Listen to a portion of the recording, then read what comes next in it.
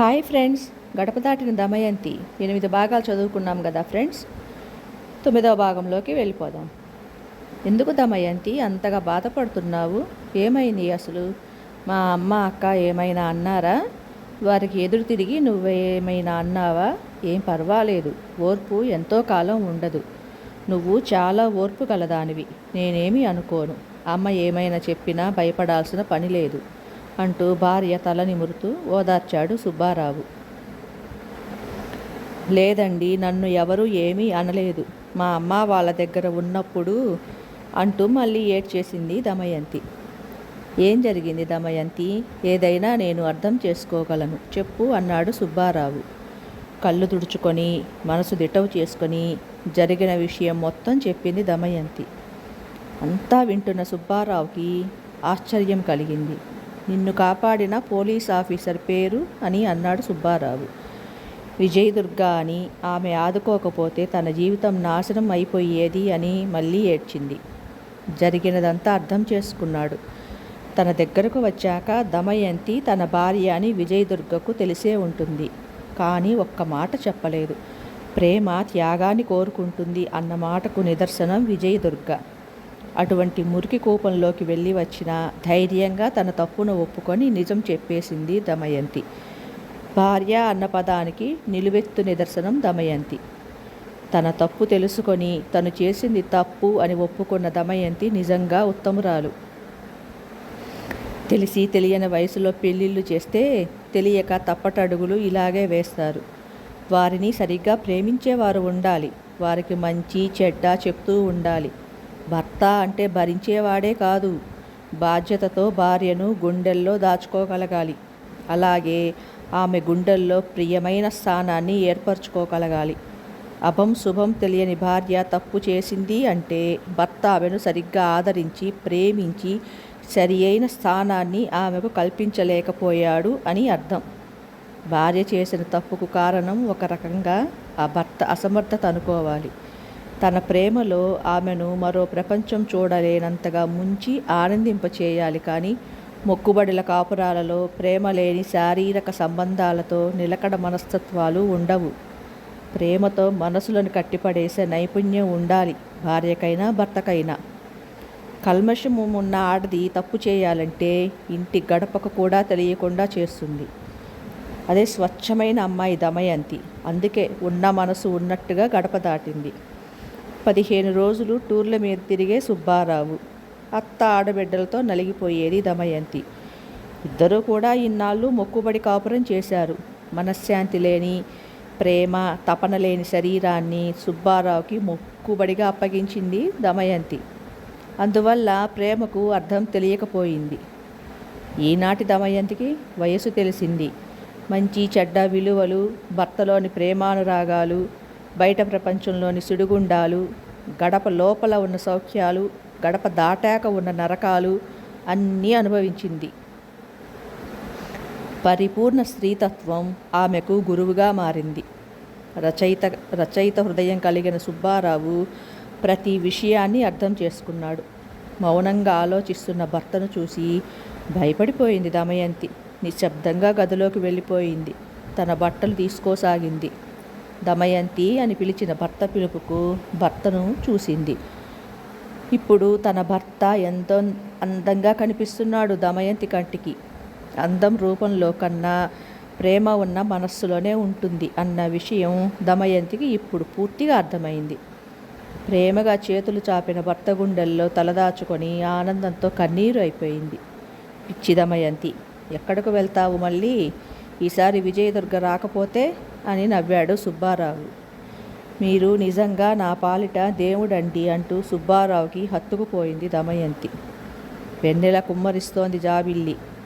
తెల్లటి పానుపు ఇద్దరినీ ఆహ్వానించింది.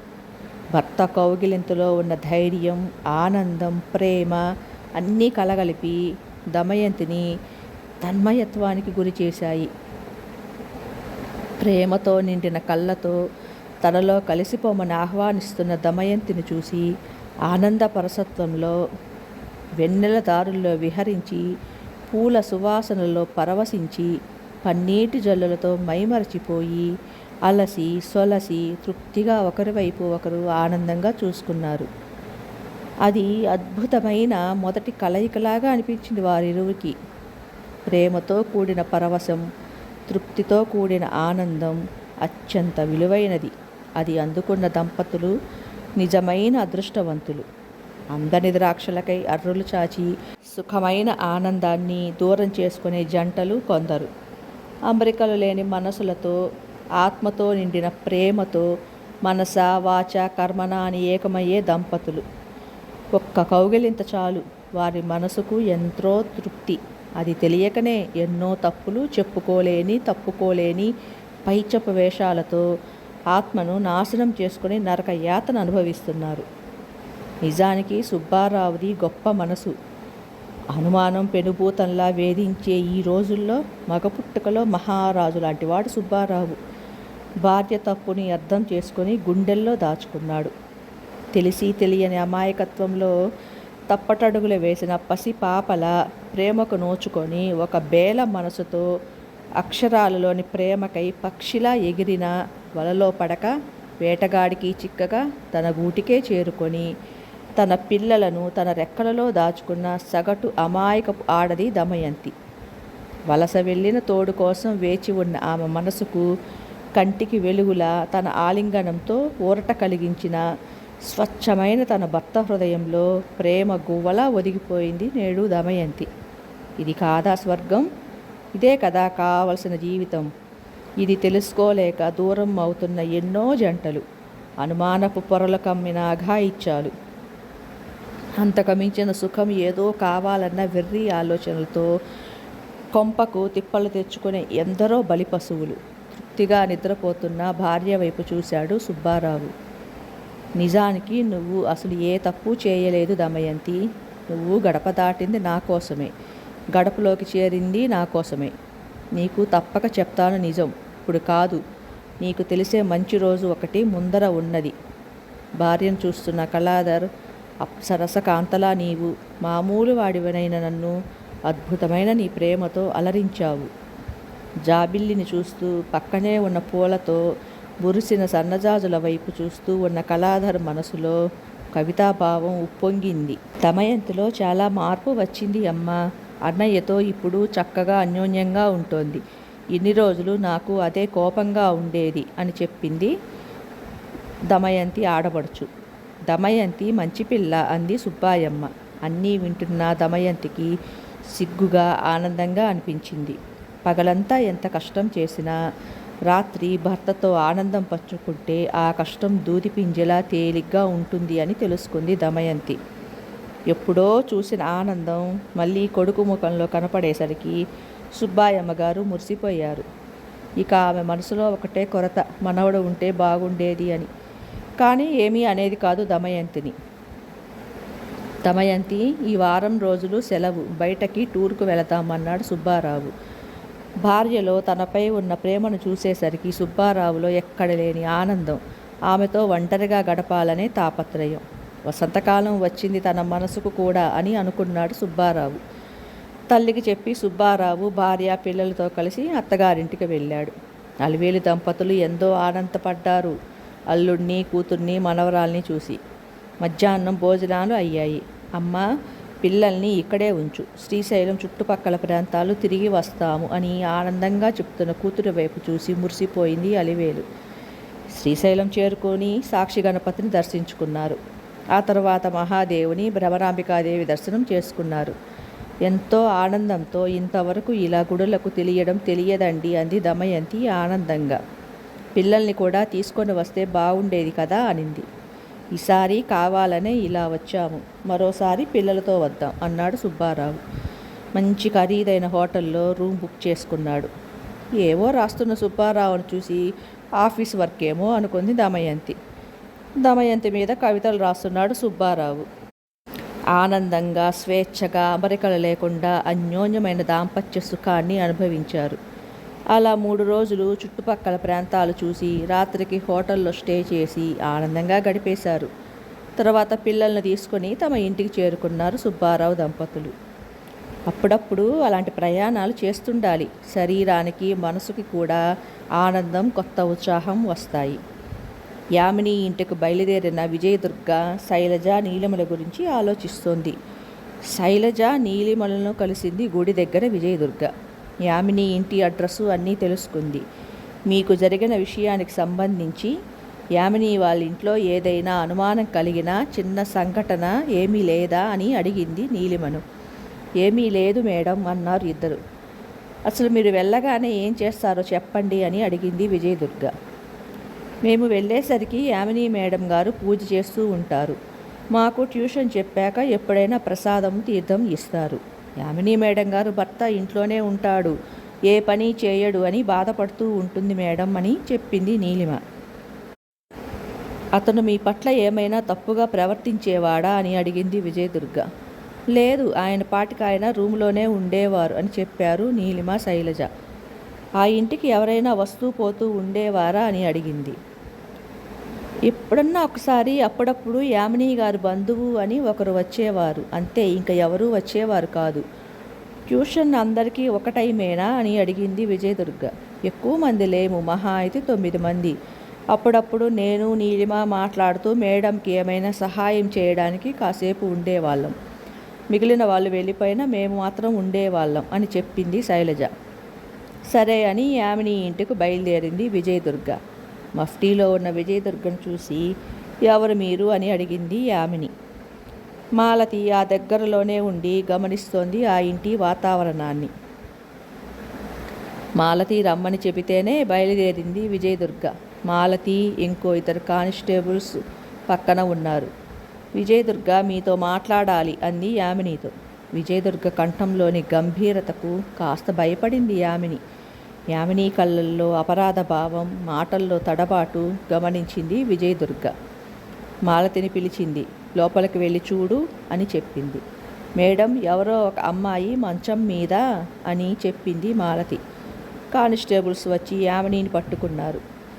యామిని చెంప పగలకొట్టింది విజయదుర్గ. నాకు నీ మీదే అనుమానం అని ఈ చెంప ఆ చెంప వాయించేసింది. పక్కనే ఉన్న ఒక హాస్పిటల్కు ఆ అమ్మాయిని తీసుకువెళ్ళారు. మాలతి, వేరొక కానిస్టేబుల్. యామినిని ప్రశ్నించడం మొదలుపెట్టింది విజయదుర్గ. అసలు మీరు ఎవరు అని అడిగింది యామిని. తరువాత చెప్తా నా సంగతి, ముందు నీ సంగతి చెప్పు అంది విజయదుర్గ. తన ఐడెంటిటీ కార్డు చూపింది విజయదుర్గ. గజగజ వణికిపోయింది యామిని. మీరు మీరు విజయదుర్గ అంది భయంగా. పర్లేదు, ఇక్కడ దాకా నా పేరు తెలిసిందంటే అని కోపంగా అంది విజయదుర్గ. రూములో ఉన్న యామిని భర్తను, యామినిని జీపు ఎక్కించారు. వాళ్ళను స్టేషన్లో పెట్టి 10 నిమిషాలు యూనిఫామ్లో ఎదుటవారి గుండెల్లో దడ పుట్టించేలా బూట్ల శబ్దంతో గంభీరంగా అడుగుపెట్టింది విజయదుర్గ. ఇంటరాగేషన్ మొదలుపెట్టింది. అప్పటికే యామినికి ఆమె భర్తకు బాగా దేహశుద్ధి జరిగింది. భయపడుతూ ఉన్న యామినిని చూస్తూ, నీలాంటి వాళ్ళు భయపడితే అసహ్యంగా ఉంటుంది, నిజం చెప్పు, నా పద్ధతిలో చెప్పించాలి అంటే చాలా ఘోరంగా ఉంటుంది అంటూ కర్కశంగా మాట్లాడింది విజయదుర్గ. అప్పటికే మాలతి ఆ అమ్మాయి రిపోర్టు డాక్టర్ దగ్గర తీసుకొని వచ్చింది. ఆ అమ్మాయికి ఒక రకమైన డ్రగ్ వాడటం వలన మత్తులో ఉందట మేడం. ఆమెపై ఇంకా ఏ అఘాయిత్యం జరగలేదు. ఇదిగోండి డాక్టర్ సర్టిఫికేట్ అని ఇచ్చింది విజయదుర్గకు మాలతి. ఇక నువ్వు ఏ రకంగానూ తప్పించుకోలేవు. నీలిమ గర్భవతి అయింది, శైలజ కూడా గర్భవతి అయింది. మర్యాదగా జరిగిన విషయాల పట్ల వెనుక ఉన్న నిజాన్ని చెప్పు, లేకుంటే అంటూ మాట్లాడుతున్న విజయదుర్గ వైపు చూసి భయపడుతూ ఏడ్చేసింది యామిని. ఆపు, నువ్వు కాదు ఏడవాల్సింది, సభ్య సమాజం ఏడవాలి. ఒక ఆడదానివై ఉండి నిజం చెప్పు అంటూ లాఠీతో 4 తగిలించింది. విజయదుర్గ దెబ్బలు మామూలుగా ఉండవు. ప్రాణం కాసేపు బయటకు వెళ్ళి వస్తుంది. అలా కొడుతుంది కొట్టాల్సిన చోట. నా భర్త వల్లే ఇదంతా జరిగింది అని చెప్పింది యామిని. నీ భర్త సంగతి పక్కన పెట్టు, నీ సహాయ సహకారాలు, నీకు సహకరించిన మరొకరు, అన్ని విషయాలు చెప్పు మర్యాదగా అంది విజయదుర్గ. మొత్తం విషయాలు సేకరించింది. ఇక తప్పదు అనుకొని చెప్పడం ప్రారంభించింది యామిని. భర్త కోరికలు తీర్చడానికే ఆ తప్పులు చేసినట్లు చెప్పింది యామిని. భర్త శాడిస్ట్ అని, అలా చెయ్యకపోతే నానా హింసలు పెట్టేవాడు అని చెప్పింది. యామిని భర్త అదంతా అబద్ధం అని చెప్పాడు. యామిని లోపలకు తీసుకువెళ్ళి తన చేతులు నొప్పి పుట్టేటట్లు లాఠీతో వాయించేసింది విజయదుర్గ. కానిస్టేబుల్ కొట్టిన దెబ్బలకు యామిని భర్త నిజం చెప్పేస్తాను అని ఒప్పుకున్నాడు. ఈసారి ఖచ్చితంగా నిజాలే చెప్పాలి అంటున్న విజయదుర్గ మాటకు చెప్పేస్తాను అంటూ భయంతో వణికిపోయింది యామిని. మొదట్లో యామిని భర్తతో ప్రేమగానే ఉండేది. తరువాత ఆమెకు శాస్త్రితో పరిచయం అయింది. అక్కడ నుంచి భర్తకు రాత్రి తాగే పాలల్లో మత్తు ఇచ్చి శాస్త్రితో సంబంధం నడిపేది. అది కనిపెట్టిన శేషు భార్యతో నీ వ్యవహారం నీ పుట్టింటి కుటుంబ సభ్యులకు తెలియచేస్తానని బెదిరించాడు. ఆమె పుట్టింటి వాళ్ళు చాలా సంప్రదాయం కలిగిన వాళ్ళు. అందువల్ల భయపడిన యామిని తన దగ్గరకు వచ్చే ట్యూషన్ అమ్మాయిలకు మత్తు ఇచ్చి భర్తకు అప్పగించేది. అవన్నీ వింటున్న విజయదుర్గకు కళ్ళు ఎర్రబడిపోయాయి. ఆమె శక్తి స్వరూపంలా కనిపించింది యామిని దంపతులకు. ఎంతమందికి ఇట్లా అన్యాయం చేశారు అని గట్టిగా గర్జించింది విజయదుర్గ. ఇలా ఎప్పటి నుండో జరుగుతుందని చెప్పింది యామిని భయపడుతూ. కానీ నీలిమ విషయంలో, శైలజ విషయంలో ఒకసారి పొరపాటు జరిగింది. వాళ్లకు గర్భిణీ రాకుండా వాడే మాత్రలు వాడలేదు. అందువల్లే వారి ద్వారా బయటపడింది విషయం అని చెప్పింది యామిని. కుర్చీని కాలితో ఒక తన్ను తన్నింది విజయదుర్గ. అనుకోని ఆ సంఘటనకు వెనక్కు పడిపోయింది యామిని. నువ్వు ఆడదానివి కాదా? మనిషివా మృగానివా? వాడిని లోపలికి తీసుకువెళ్ళి కాళ్ళు చేతులు కొన్ని నెలల వరకు పని చేయకూడదు. ఇంకా ఎప్పుడూ ఇలాంటి తప్పు చేసే సామర్థ్యం కూడా ఉండకూడదు. అర్థమైంది కదా? తీసుకువెళ్ళండి వాడిని అని హోంకరించింది విజయదుర్గ. ఇక యామినిని లోపలికి తీసుకువెళ్ళి కాసేపు ఊపిరి ఆడకుండా కరెంటుతో ట్రీట్మెంట్ ఇచ్చింది. కాళ్ళు చేతులు కట్టిపడేశారు. చేతుల గోలలోకి సూదులతో పొడిపించింది. కేసు పెట్టి కోర్టుకు పంపితే ఆడపిల్లల జీవితాలు అబాసుపాలు అయిపోతాయి. విజయదుర్గ చేసిన సైగకు మాలతి యామిని కాలొకటి విరిచేసింది. లాఠీతో మూతి మీద కొట్టడంతో పళ్ళు మొత్తం రాలిపోయి ఎవ్వరు వచ్చి అడగటానికి లేకుండా తనదైన స్టైలులో అన్ని విషయాలకు సంతకాలు పెట్టించుకుంది విజయదుర్గ. ఆ మానవ మృగాలతో ఆడపిల్లలంటే అలుసా అంటూ బూటు కాలితో యామిని కడుపులో తన్నింది విజయదుర్గ. శరీరంలో అణువు అణువు రక్తం కనపడని పోలీస్ దెబ్బలు కొట్టించింది. బతికున్న శవంలాగా ఉన్న వాళ్ళని వాళ్ళ ఇంటి దగ్గర వదిలిపారేసి రమ్మని చెప్పింది.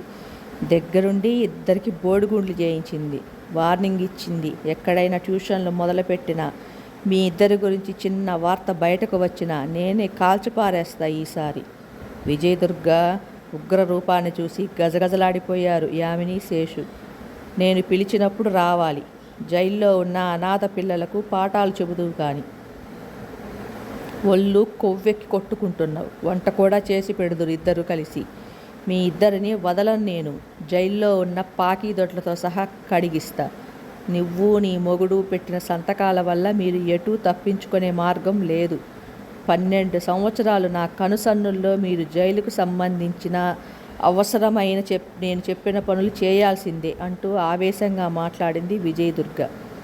అభం శుభం తెలియని ఆడపిల్లలను చూస్తే ఏమనిపిస్తుంది ఈ జనానికి అంటూ లోపలే దుఃఖిస్తూ కళ్ళు మాత్రం ఎరుపు తిరిగాయి. చుక్క నీరు బయటకు రానివ్వలేదు విజయదుర్గ.